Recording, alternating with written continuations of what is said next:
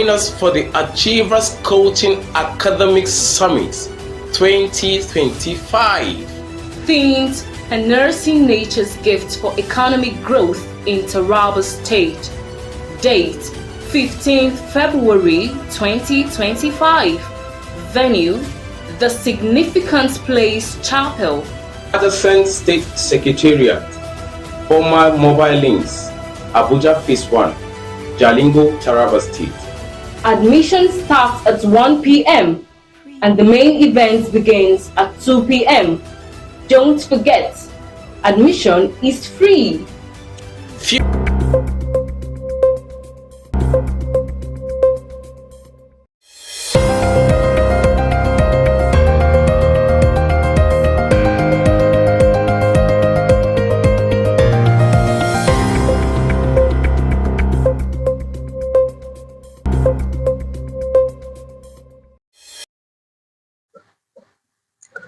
Good morning, Nigeria. Welcome to this morning edition of the Morning Show. Our morning show will make appraisal of these trending issues as they are occurring in the society and are on the cover pages of the Nigerian newspaper. This morning, we're going to take a look at myriads of issues that are on the newspaper covers, the Nigerian News Direct, the Guardian, This Day, Business Day, and other newspapers like that. This morning, I want us to look at the state of the nation. This country is bedeviled with one or two challenges that keeps on reoccurring. For instance, the issue of Lassa fever is a menace that, if you observe, keeps coming up day in, day out at a particular time of the year. As it stands in Taraba State, we received reports from the Federal Medical Center Chief Medical Director yesterday of how there is an upsurge in the issues, deaths, and illnesses that are related with Lassa fever. Now, in that report, we received the information that some of these things come as a result of the consumption of rodents that are the major carriers of this Lassa fever. Now, this is a call out for us to be on the lookout, because in as much as we want to survive and we want to eat rodents for the pleasure of it, it serves as one of the delicacies of many tribes and many people in Taraba State. We have to be on the lookout on the methods of its preparation and ensure that at the end of the day, what we consider a delicacy do not constitute a source of illness that can even actually end our lives. Sanitary measures have to be taken. Foods should not be exposed. This is a season where children are going back to school, and at times people in their homes do leave what is described as leftover food, so that in the morning it will just be warmed and prepared and given to these words as they go to school. Now, we have to be on the lookout so that we don't eat the kind of food that at the end of the day will constitute a serious health challenge for us and even takes our life. The report has it that over 20 people have lost their lives in January alone. And that's quite outrageous. When a situation is this there is a need for every hand to be on deck.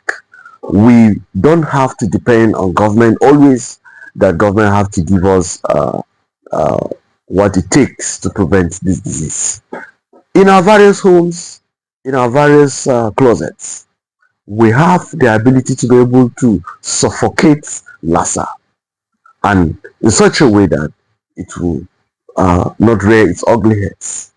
So one of the things, just like I mentioned earlier, that we need to do is to ensure that those practices that encourages the prevalence of the disease are not practiced, are suffocated even at homes, so that the disease will not be able to be rampant in the society.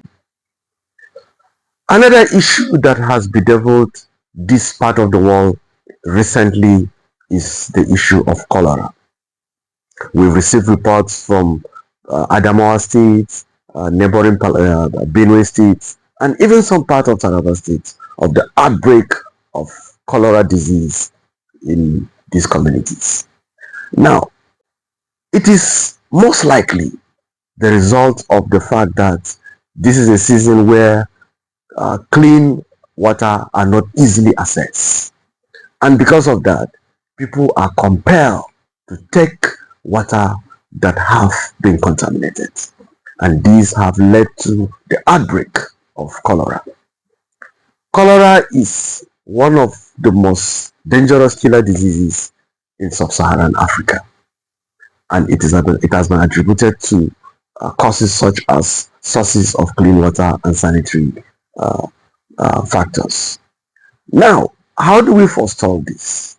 There is a need for us to go out of our way and ensure that clean water is available, especially for the children. You know, children have a way of doing things so haphazardly that if care is not taken, they will be in harm's way. They will be, at the end of the day, put themselves in dangerous position. There are instances where a child will just rush into the sitting room or anywhere in the kitchen and carry whatever it is he sees available that looks like water and start to gulp it down. Now, parents and works and guardians have to be on the lookout so that waters that are contaminated are not placed in position where it can be easily accessed by toddlers and children, that at the end of the day it becomes a cause of cholera and other disease for them. Recently, a report came where these water vendors brought in water that even by the look of eyes, you will discover that the water is contaminated and it is being sold as drinking water. And if you ask them, they'll tell you, yes, we take this water and it has not done anything to us. But that is not the case. Your level of immunity, your level of resistance to infection is not the same as that of your neighbor. Besides, how are you even sure that the person telling you that this water is not dangerous to me because I've taken it, that how are you even sure that he's actually as healthy as he claims he is? The best thing to do is to ensure that clean water is available and is being pursued wherever it is. You know, there are instances where you have to travel long distances to get clean water. You should not be tired of doing that. It is for your own good and for the good of the society, because immediately there is an outbreak of cholera, there is a way it spreads. Cholera is a contagious disease. There is a way, if it breaks out in this community, before you know it, it is in the other community, because it's a kind of disease that travels with socialization. As you interact with people, as you shake them, as you eat their food and other things like that, it becomes contagious. And where we need to nip it at the bud is to ensure that from our various homes, this disease do not rear their ugly heads and are on the prevalence. Now, there's another thing that is making the round recently. Before we go to the discussion of issues that are on the daily, on the national dailies of the Nigerian newspaper, I still want us to take a look at the prevalence of fire outbreaks in so many parts of Nigeria. Recently, there are reports that have been filed in of how fire incidences are being recorded in markets, in public places, in filling stations. Recently, I think yesterday, we received a report of how a school was burnt down and students lost their lives in Zamfara at Almajiri School. Now, there is a need for every hands to be on deck in ensuring that the incidences of fire outbreaks are forestalled. Some of these incidents are as a result of electrical faults, some of them are as a result of bush burning. Just like there's a report of a village under Bali local government, Maizang, where fire outbreak came out and destroyed foodstuff and destroyed houses, and report has it that the whole community is been destroyed. as a result of fire from the bush. Now, it's a season where hunters do burn the bush to hunt animals. But there is a need for caution. Let us be wary as we engage ourselves in these activities of bush burning, which is actually not even good for the climate. We have this issue of climate change that is making the round, and we are seeing the signs here and there. The fact is that this issue of climate change, the fight against climate change, has come to stay. And one of the factors that mitigates against the fight against climate change is bush burning. So there is a need for us as a society, as a community. Each and every one of us has to be on the lookout to ensure that incidences of fire outbreaks are being curtailed. If we have faulty electrical lines, there is a need for us to call experts, electricians, technicians to come and fix them up, so that a spark, considering the fact that everywhere is dry and everything as it stands now, the woods, the papers are volatile because they're dry, they can easily be fuel for fire. So there is a need for those fuel for fires to be removed, so that even if there is a spark, it will not at the end of the day become a conflagration that will end up destroying houses and communities, just like we've seen in Zamfara and in the community in Bani local government. At this point in time, we're going to go for a short commercial break. When we come back, we're going to go to the discussion of trending issues as they are on the cover pages of the Nigerian newspaper. It's a segment you can't afford to miss. Please stay tuned.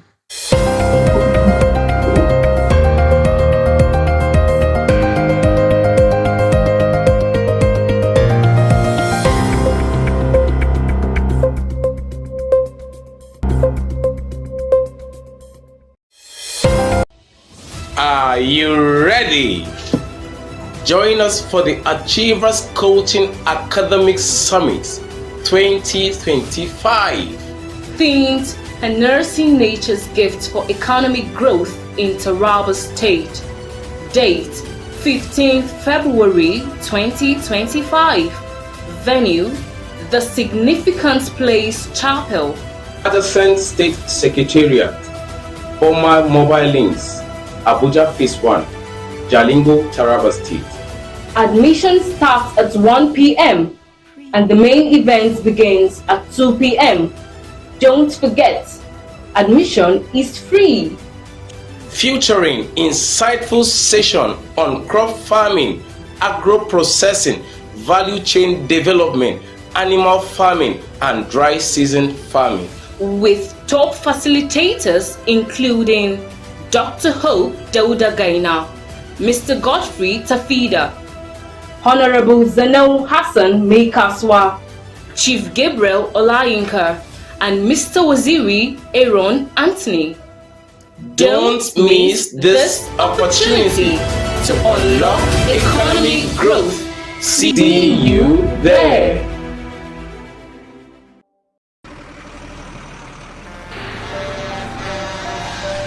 When a tanker bearing fuel falls or an underground pipe bearing fuel bursts, what do you do? Scooping fuel in your bucket or running far away from impending fire? You have a few seconds to take the wisest decision. Walk away? No, that is not enough. Shift? No, that is not enough. Stay there and gist and take shots with your phone? That is madness. Run. Yes, run away. Yes, your life depends on your action. The flames come suddenly, unexpected but uncontrollable. Why? Fuel is highly inflammable. Why? It just requires a spark to set off a ravaging inferno.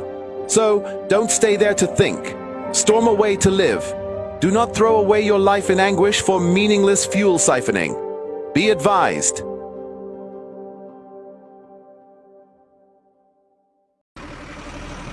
Attached to this video to download the app, or you can also download the app on Play Store. I'm so excited for this, and I know you are too. Use SuperCap today and be happy. Bye.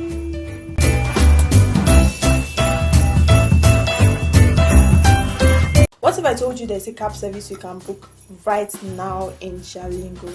Sounds like a dream, right? No, it's reality. Let SuperCab get you transported to anywhere you want to go in Jalingo, and let them also run your errands for you while you sit at the comfort of your home. And guess what? It is affordable, reliable and fast. They run a 24-hour service. You can click the link attached to this video to download the app, or you can also download the app on Play Store. I'm so excited for this, and I know you are too. Use Super Cap today and be happy.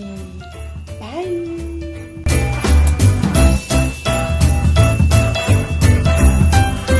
What if I told you there's a cab service you can book right now in Jalingo?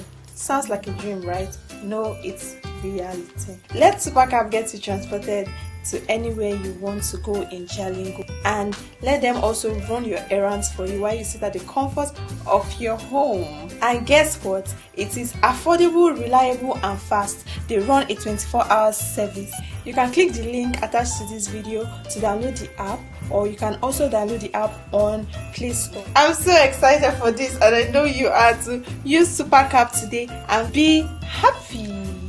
Bye.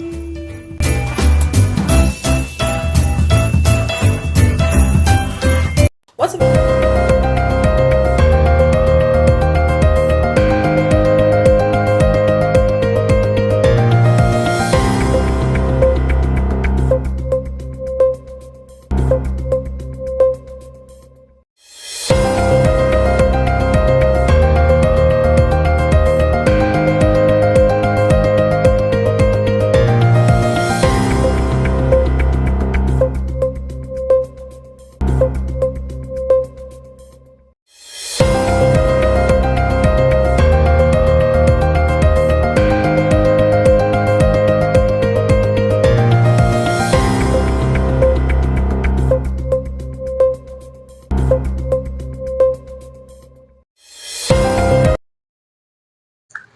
You're welcome back.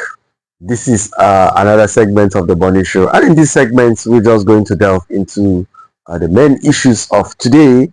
After that earlier session that we had with you out there, we are going to take a look, starting with the story on the cover page of the Guardian newspaper. The Guardian newspaper is saying 5 years on, poor funding, capacity hobbles emoticon mandates in the Southwest. Mr. Abraham, how do you look at this headline? To me, I think the problem of emoticon in the Southwest is a lack of political will to implement the plans, the policy that guided the creation of emoticon. There's no political will with the governors, regionally or individually, to implement it. So once there's no political will to allocate funds for it, will not be a priority. Or if there's a political will to implement it, allocating funds for it will not be a problem. It will be prioritized. And I think another reason why this may have issues is because it is they're looking at it like it's a regional thing. You know, the difference between parties in the southwestern states may lead to them not being able to cooperate as a region. So each state is developing their multi-eco strategy based on its capacity and its political will. There are some states that are focused, like I think on your state, and I think on those states have strong multi-eco presence, but I'm not sure of the others. While Lagos State already has what Amotekun will do will not be visible in Lagos, because you don't have what Amotekun was meant to do was to be a community policing structure in which the forest, the villages, the farms, the village, we have presence of course security. But while in the Lagos, you don't have such environment, and Lagos already has a structure of ground, that is the neighborhood watch. That does not exactly what Amotekun does, but does is a kind of security apparatus employed by the state that takes care of information gathering, and the rest of it. So the political will is, and once the political will is there you will see funding for Amotekun, and you will see cooperation between the state governments. The truth is, the report is indicating that Amotekun is actually yielding results. It's not as if their results are not visible. They have functions that they have performed that is indicating that their work is actually helping the society.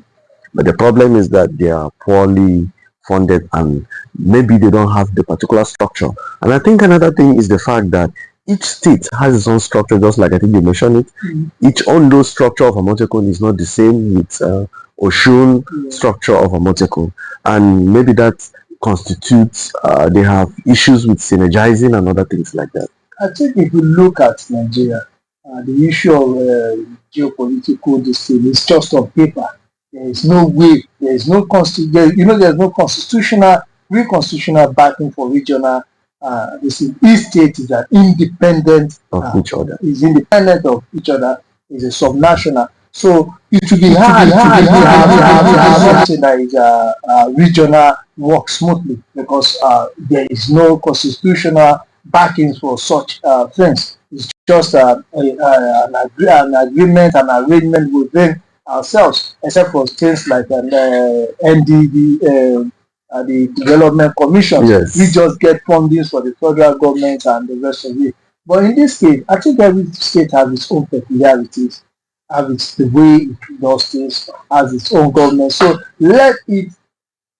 They can collaborate across borders. But every state look at the state and come out with a system that will work for it, with a system that will work for it. That way, you will not be bogged down by the lapses of the other states. And I think that is what they are doing, now. But I think they are not placing priority on funding for Amotekun. The moment they place priorities for it, I think we will see more. And there's nothing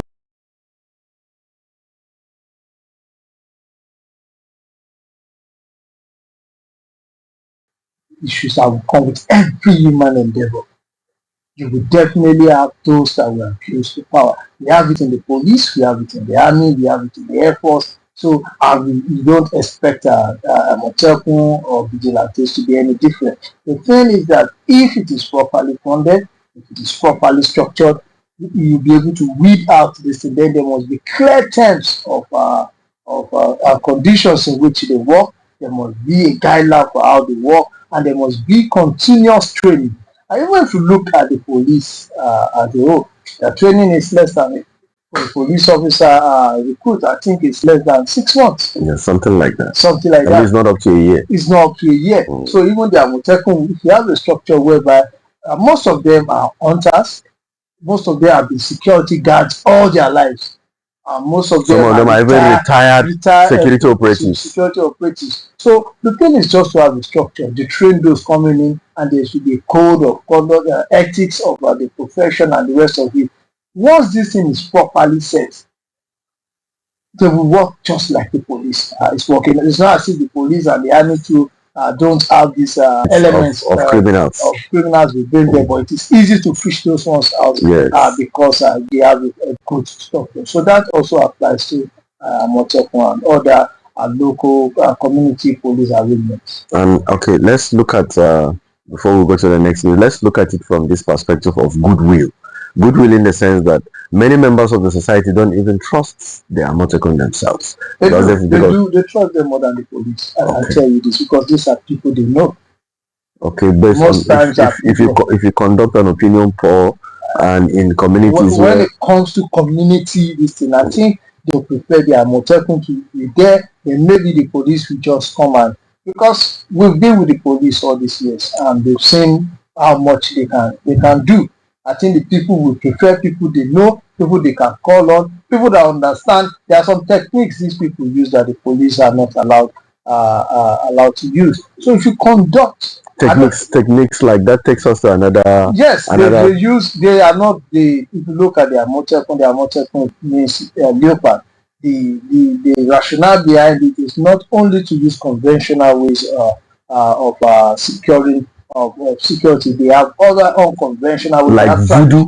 Yes, they use it. We don't have it's due to science. It's African science, because even the attackers use this. So why don't you find people? Even our police and military, they find a way in which they get this thing done. If you talk to most of them, those that have, if you're a Christian, you pray, you bring the holy water, your anointing oil, and the rest of you cast and you bind. If you're a Muslim, you read your Quran, you do. And if you're a traditional worshiper, you also do the same thing.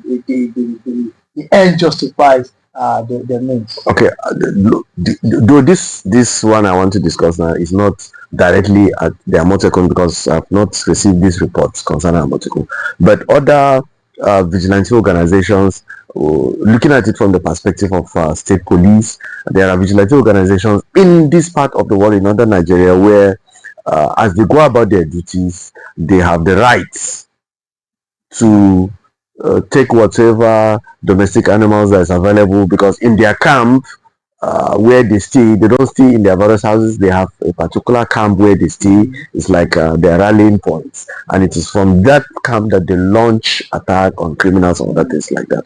And foodstuff have been donated to them, so they will be able to eat in that place. So that whenever they come into town and see a fat goat, they don't really need to take permission or buy it from the owner. They just take it. Who made the law? That's criminality. There are instances where some of these things and it is an abuse of power. There is no law that empowers you to take what is not given to you.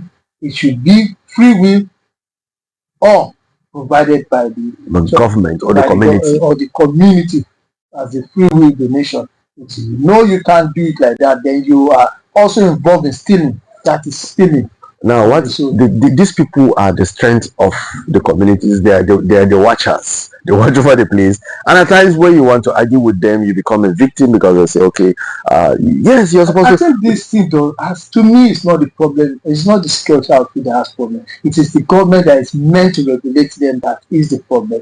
If you create an organization, you don't fund, you don't regulate your activities, then you are bound to create you are bound to see them. Even the police and the army and this, they also take laws into their hands. In some instances. In many instances, we see them on the highways, we see them extort people, because there's no structure on ground to ensure that they pay for all these things. So if you don't expect to have people doing a job and being given arms and you're told to secure, and you don't remunerate them and don't even supervise what they are doing, it is normal human nature for them to become vagabonds and for them to abuse their power. But the moment you set the rules, and if you are found wanting, there's a system on ground that ensure that those that go into the town and take people's animals are dealt with, I think with time they will know their boundaries. There is no law that allows anybody to confiscate animals or foodstuffs simply because they are security officers. This is not part of Nigerian law. You can't make any law that will be superior to that of the Constitution. So it's criminality if it occurs in any way. It's criminality, but it will occur if you don't regulate it. Yeah. Okay, if you're just joining us, this is the morning show, and we have been discussing with Abraham Jordan Minor, a public affairs commentator, on trending issues that are on the cover pages of the Nigerian newspaper. I will now go on to the story coming from the Daily Trust. Daily Trust, before he joined us, I briefly discussed it, and it talks about how 17 children died and 16 injured in Zamfara school fire. The fire was gotten with fire. School was gotten with fire, and Majori School, I think, in Zamfara State. So, looking at the prevalence of fire incidences these days, we've discussed this issue in this platform in the past. What is your assessment? I think we need to create awareness on how to, this weather is a very, very dry season, and anything that can lead to fire and may become uncontrollable. So there's a need for sensitization on the people that don't, anything that may lead to fire, don't get involved, don't burn bushes, don't burn trash, don't play with flammable materials. I think the National Orientation Agency and their counterparts at the state level and local government level needs to begin to do sensitization on this. And even there on Sumtv, we are calling on all Nigerians to ensure that they take safety first when it comes to issues that have to do with fire. This one is quite unfortunate. I don't know if they've traced the origin of the fire, but we have 17 children dead and 16 injured. I will begin to wonder what kind of school it is. I think Almajiri school. From what I know, these places are not places that are properly ventilated or properly structured. Most times it looks like a concentration camp, and with little entrance. And I think this is quite unfortunate. The soul of those children rest in peace, and the government should come to the aid of those that are injured and ensure they get the best of treatment. We should also look at places like this, ensure that the authorities go there, find out if safety is considered. Then safety first. Safety first, because I believe if there were safety measures there, you will definitely not have this much destruction. Another thing is most of our buildings do have fire extinguishers. Yes. We should begin to think in this direction. That you must have this, even if it is bucket of sand situated around the place, you must have fire extinguishers. Even in corporate organizations, you find out that there are no fire extinguishers. We need to begin to implement these things once again, since we've abandoned it for years because the issue of fire has not been prevalent. But now that it's prevalent, there's a need for us. And we can all see there's fire outbreak all over the world. So there's a need to be more careful when it comes to fire. And even from the construction of the facility, there is a way the engineer or the architect that designed a particular place should ensure that this is fire exit and other factors like that, just like it was designed by an architect and engineer. Yes. So maybe the enforcing procedure should be that authorities should go and say, okay, this place should not carry more than 10 people, but you are housing 50 people. So in case of a outbreak, how do you do? There is this what they call fire drill, where you have office organizations like that and other structures should be able to do what is called fire drill. Let us look at it. There's no point to say things that we will not do. Let us look at the Almajiri school. Do you think anybody get an engineer and an architect to build an Almajiri school? But the government should be able to send the police to enforce that. Okay, since you're... Let me ask you a question. The market, go to our government, check how many of them are functioning a fire extinguisher. You ask yourself how many of the schools, government-owned schools, have these fire extinguishers and fire drill. Well, even some that were constructed to have exit and entry fire passage.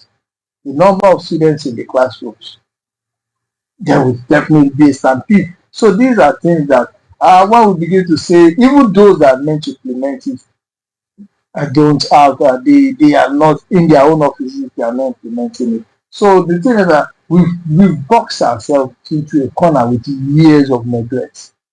And it always surfaces whenever little things like this happen. You see that for years we've neglected the basic things that we're supposed to do. There is no point. I'm very sure that school there, it was probably built by the students themselves. Most likely to do it not by this set of students, maybe the ones before them, but they will be part of the building, and someone will just come to erect a wall like this. Although for years there were people who know how to build these mud houses and the rest of it for years of working on. Experience is key. It's all the education if you don't have the experience.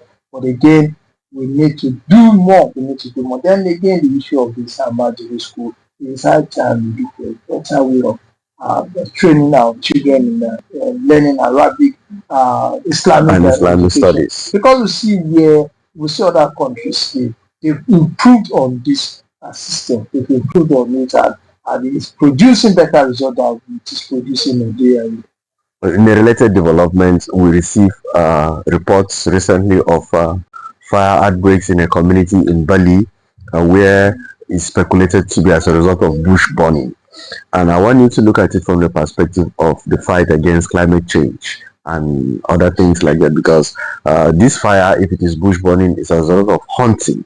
People do burn the bush to hunt animals. Then at the end of the day, it becomes even the fact that even if it doesn't destroy homes, just like it did in this community, it has adverse effects on the climate, and we're already seeing aspects of it in our daily lives, the rainfall, the yield of our crops, and other things like that.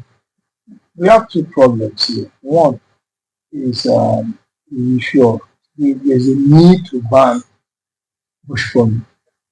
Proper enforcement. There should be a chapter. The Ministry of Environment should be involved, and all other sister agencies should be involved in ensuring that one, they outlaw bush burning. But two, do the people know the effects of these things?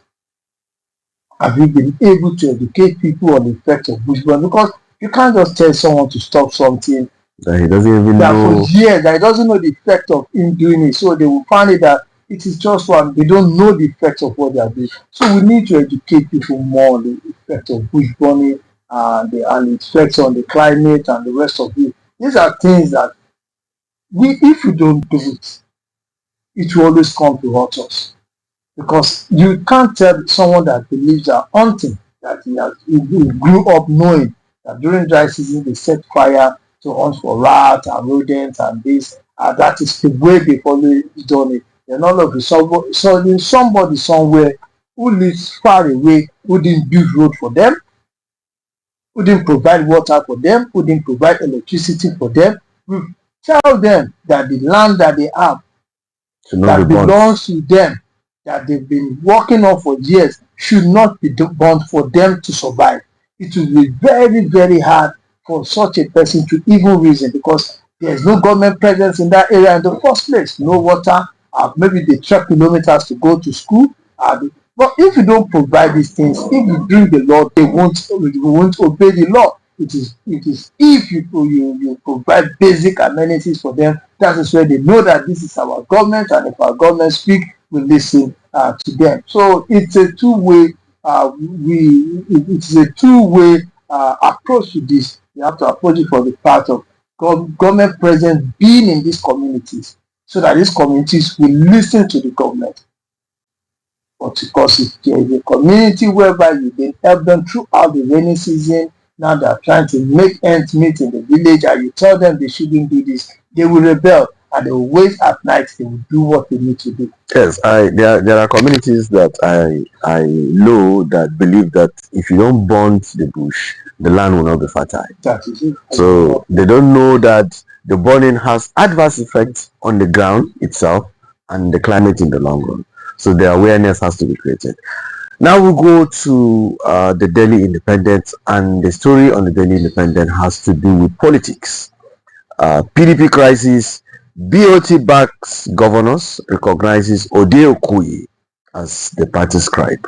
Support March 13 for PDP next meeting. That is the position you've always been. You are with Mark Okoye. Ode Okoye. I'm not with anybody, but I feel since the court has, I look at the case of Anyanwu, it has no case, and even the court has ruled that it has no case.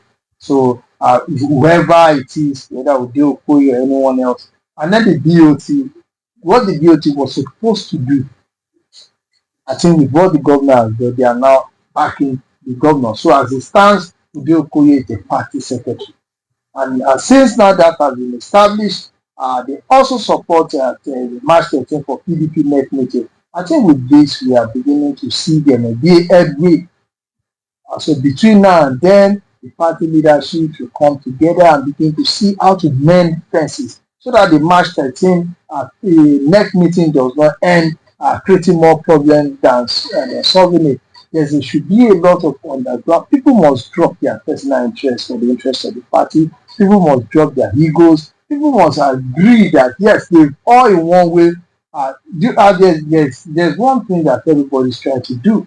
They try to make it look like one person is the villain and is the problem of the whole party. No, they all contributed to this in one way or the other, reneging on agreements, trying to do things without considering the other part. So the thing is, once you take, let me just come out clear. Some people believe once you take Wiki out of the PDP, the problem of the PDP is over. So, They just joking.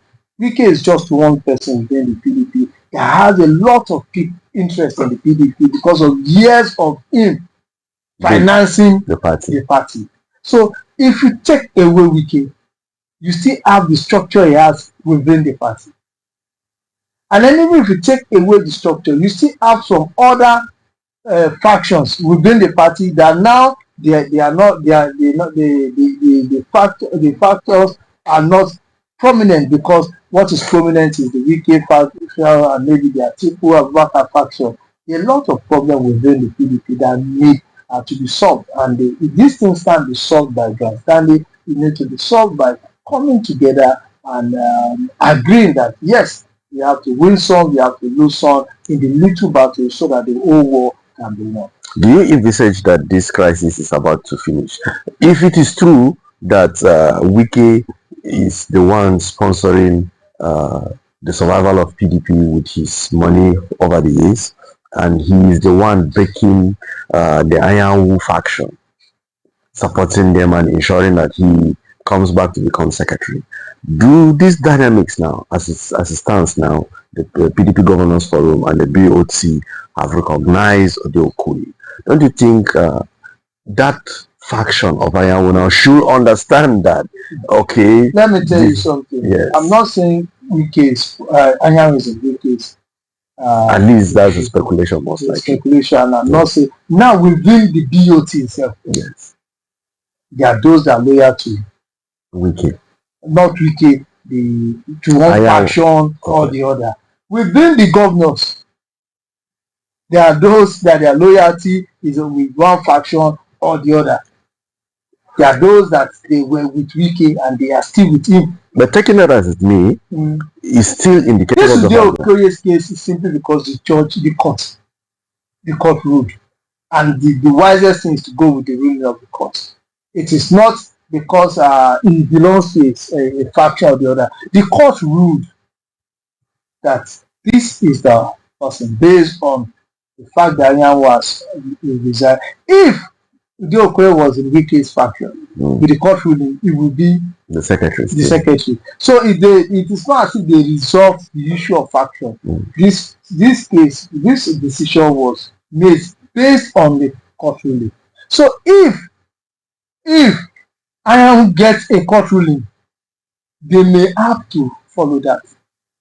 So the thing is that they've not really resolved anything as far as I'm concerned. But is there any way that Iron may get a court ruling? Is it possible?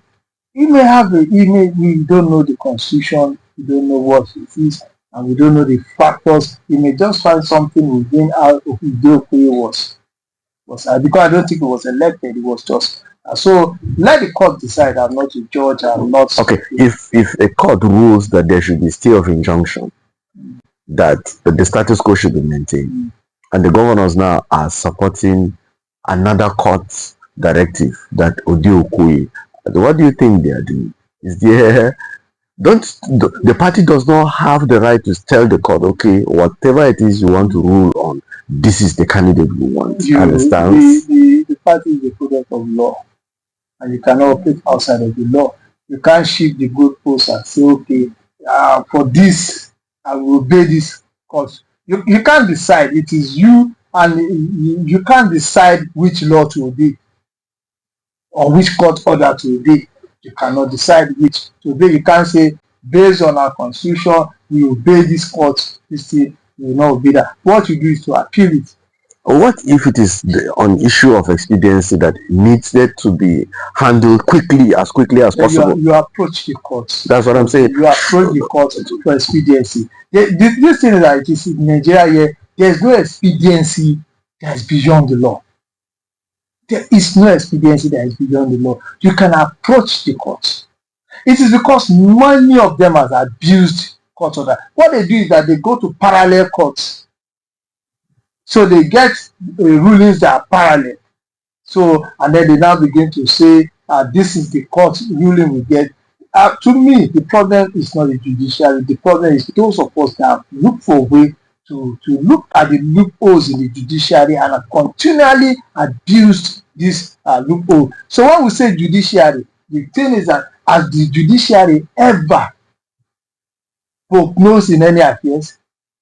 You are the ones that bring these cases to them, and you are the ones that bring you don't even the most times you don't come for judgment, they come for injunctions.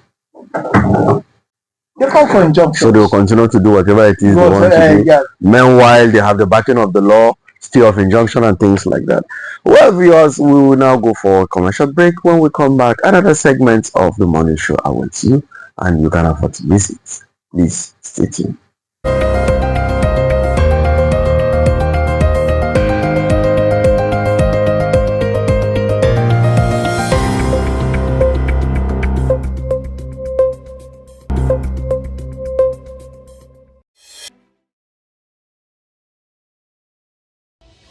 Are you ready? Join us for the Achievers Coaching Academic Summit 2025. Themed Harnessing Nature's Gifts for Economic Growth in Taraba State. Date 15th February 2025.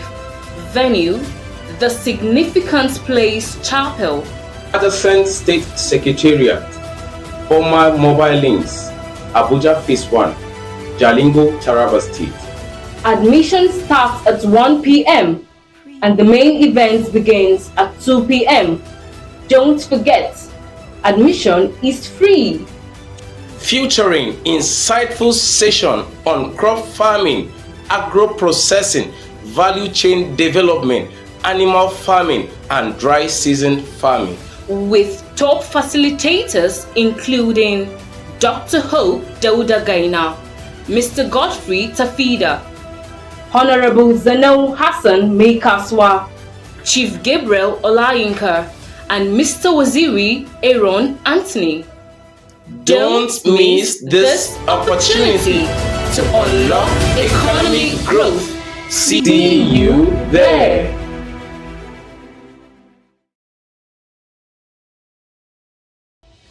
Are you ready?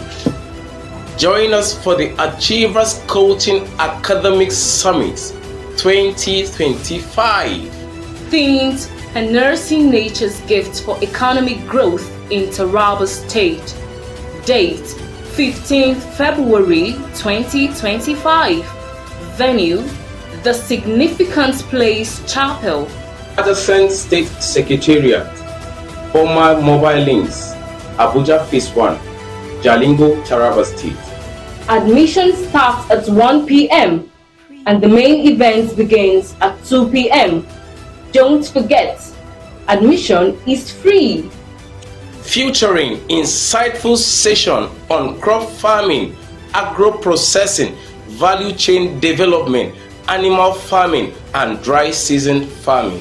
With top facilitators including Dr. Hope Dauda Gaina, Mr. Godfrey Tafida, Honorable Zeno Hassan Meikaswa, Chief Gabriel Olayinka, and Mr. Waziri Aaron Anthony. Don't miss this opportunity to unlock economic growth. See you there.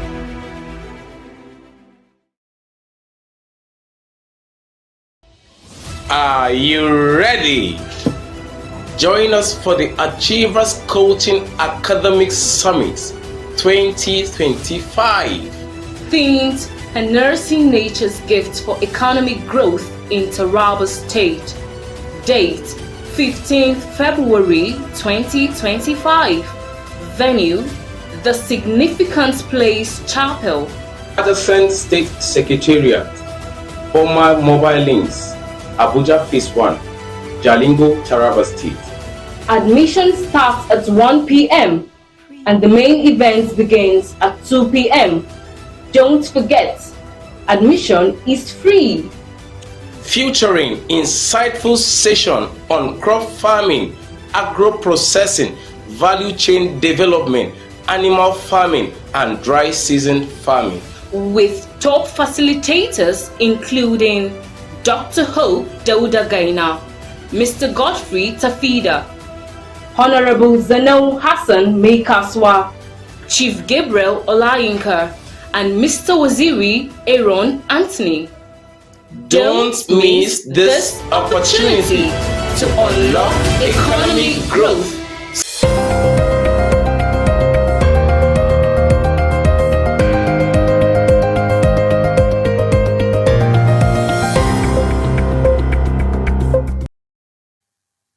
My people, una good morning, and I dey welcome una to the pidgin section of our newspaper headline review. This na section wey be say we dey knack una tori on things wey dey happen for inside we country, our society, and our community, even sef for our environment.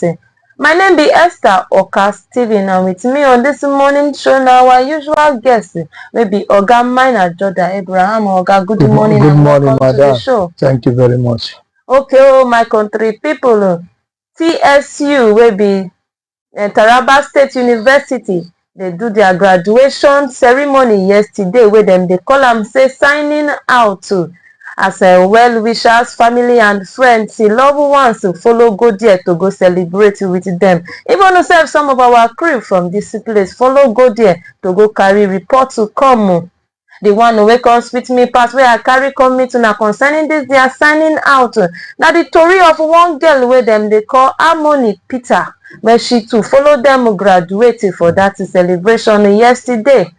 Harmony na girl wey be na student wey be say when she begin her program for that place, she carry her secondary school games wear take go lecture hall, and for there this girl come trend for inside the social media.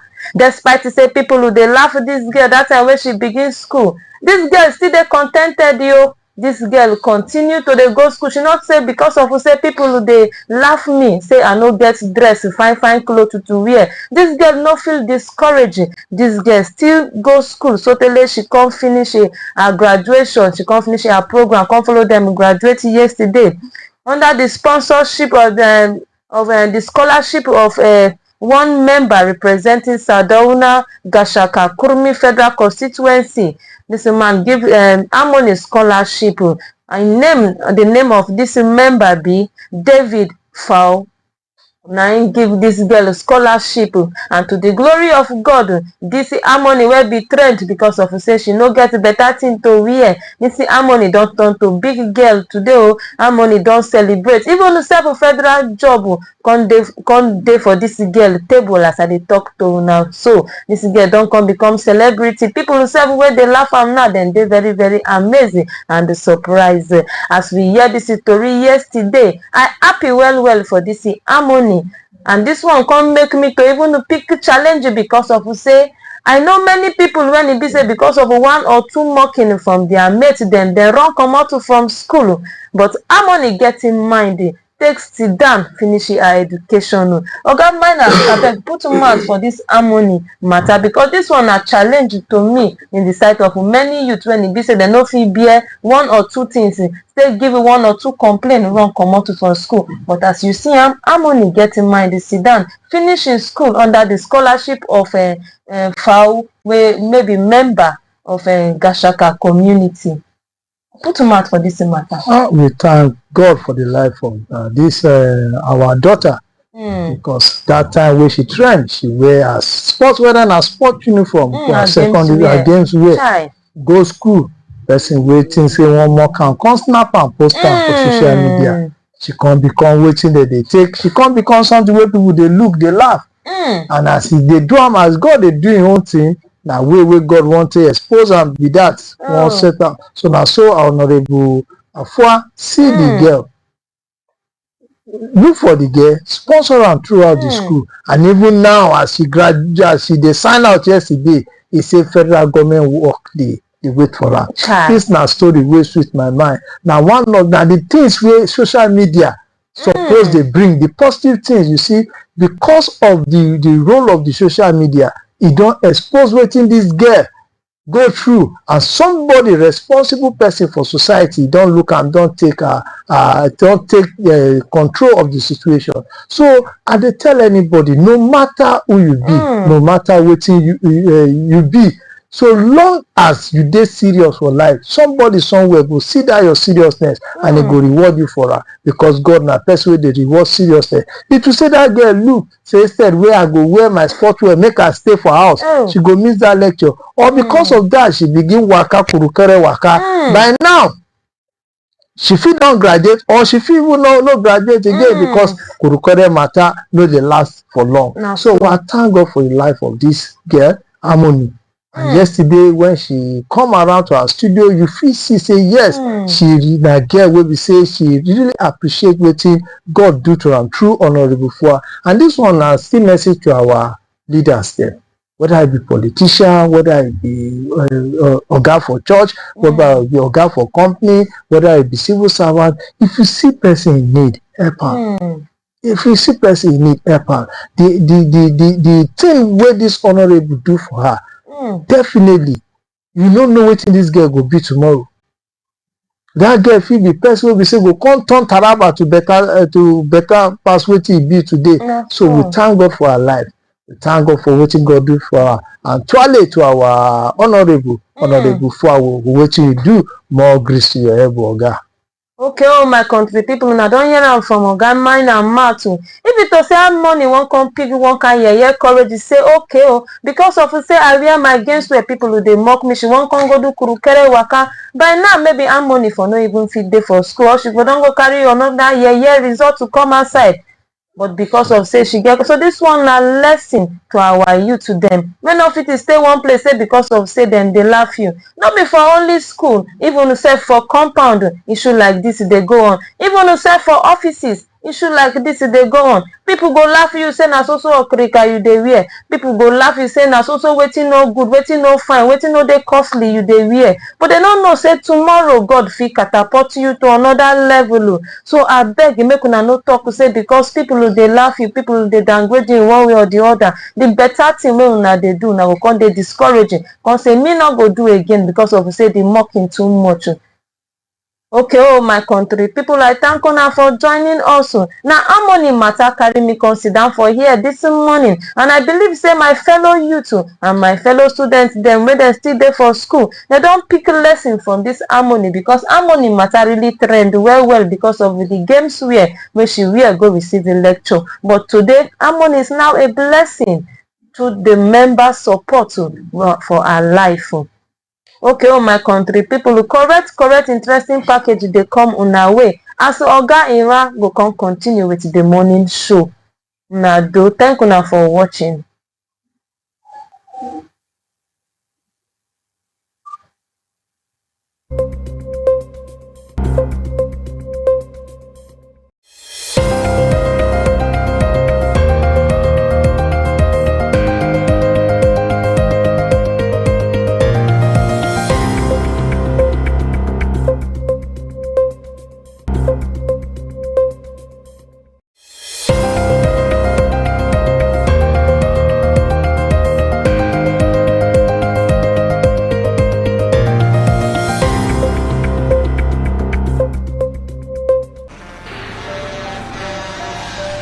When a tanker bearing fuel falls or an underground pipe bearing fuel bursts, what do you do? Scooping fuel in your bucket or running far away from impending fire? You have a few seconds to take the wisest decision. Walk away? No, that is not enough. Shift? No, that is not enough. Stay there and gist and take shots with your phone? That is madness. Run. Yes, run away. Yes, your life depends on your action. The flames come suddenly, unexpected but uncontrollable. Why? Fuel is highly inflammable. Why? It just requires a spark to set off a ravaging inferno. So, don't stay there to think. Storm away to live.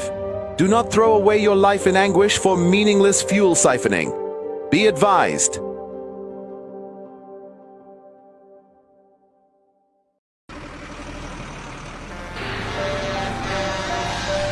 When a tanker bearing fuel falls or an underground pipe bearing fuel bursts, what do you do? scooping fuel in your bucket, or running far away from impending fire. You have a few seconds to take the wisest decision. Walk away? No, that is not enough. Shift? No, that is not enough. Stay there and gist and take shots with your phone? That is madness. Run. Yes, run.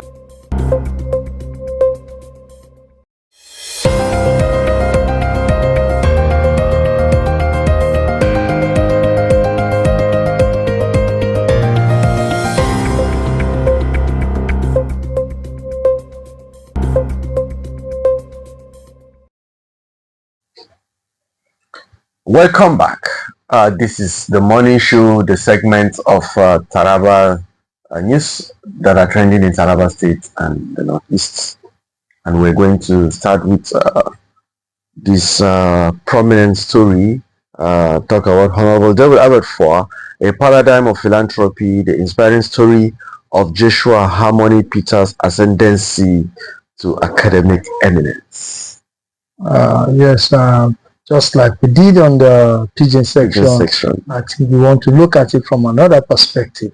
Trying to look at this as from the relationship of a representative and a constituent. Yeah. You see, these are some of the reasons why we vote in our representatives, that for them to identify problems within the constituency and look for a way to solve them. Now, the problem identifier is that of a young lady called Harmony Joshua, who are difficult in education, to the point that she was mocked due to the way she dressed to school, which could have led to depression, which should have led to her dropping out, could have led to her having psychological defects. But the Honorable David Abel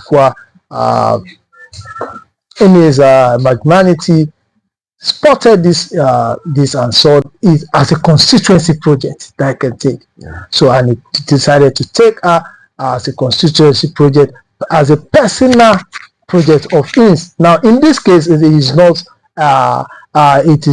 about him being a government official, but him being a person that wants to give back to the society, and he was able to sponsor her through years in college. And look at her today.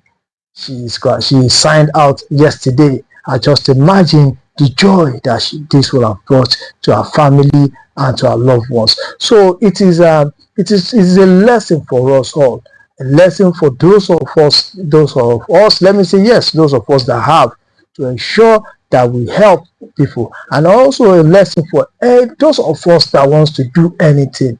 There should be nothing that should hold us back. We should be dedicated. We should have foresight. We should have dedication. We should ensure that nothing stop us from doing what we need to do. I've seen young people say that because I don't have good clothes, I won't go for lectures.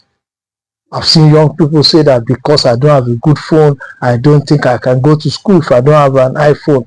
But this young lady didn't look at that. She was focused on the fact that she is here to learn whatever it is she has to wear to school. She will do it. And if you look at the game, it was properly ironed and washed. Yes, and it was all clean. It was all clean. And that takes us to what caught my attention in the report. So Honorable Ben Atayam revealed that his principal, Honorable David Abefwa, has reaffirmed his commitment to empowering the youth and the vulnerable members of the constituency. Now look at it, the first step.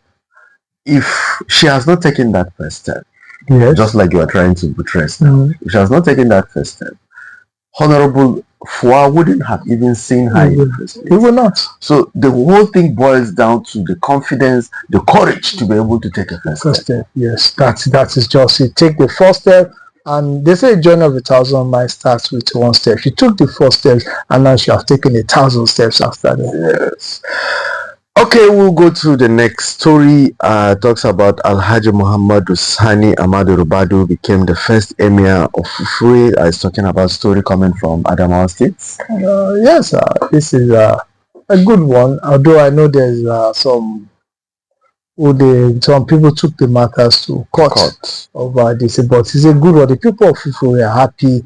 They're having they now have an emirate, a second class. They've been as a second class emir and it is good. They'll be able to be ruled by their own emir. And you know, we take pride in these things. These are things that brings pride to community, and you see that the dedication they feel, there's this they feel included in the scheme of things, so they would like to give more. Don't be surprised with this development. You will see the people of Fufure begin to come and invest in their community, because they want their emirate to compete with other emirates. You begin to see that yes, our emir's palace must have a good look. Our local government, now that it has an emirate, must have good roads, even if it is road that leads to the market, to the emir's palace. These are things that, and then we begin to bring in investment. And again, these traditional rulers have a way of speaking to issues that concern society. Issue of insecurity, there's a way they speak and people listen to them. Even the government officials, once you have an issue that has to do with community, if you pass the message through the emir, people will listen, because they respect the emir as both their traditional and spiritual leader. I think it's a good one for Adamawa. The support for the creation of this emirates and the chieftains, and restoration of some of these chiefdoms and kingdoms has more support than those that are not in support. That are not in support. I can say that about 90-something% of the people of Adamawa State are in support of this, and I'm not holding it against those who are against it. They have their right, and I think they've approached the court, and I'm sure the court will decide. But as it stands now, the people of Adamawa State are happy. The people of Furore are very, very happy. So I stand to be corrected. Even those that went to court are not actually against the creation; they are against the procedures.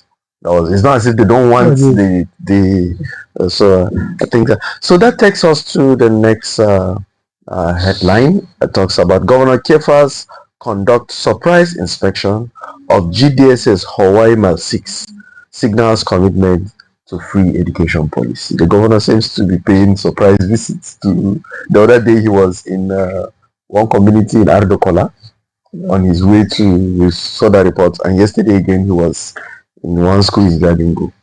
I think this is one of the ways in which you get direct feedback from the field.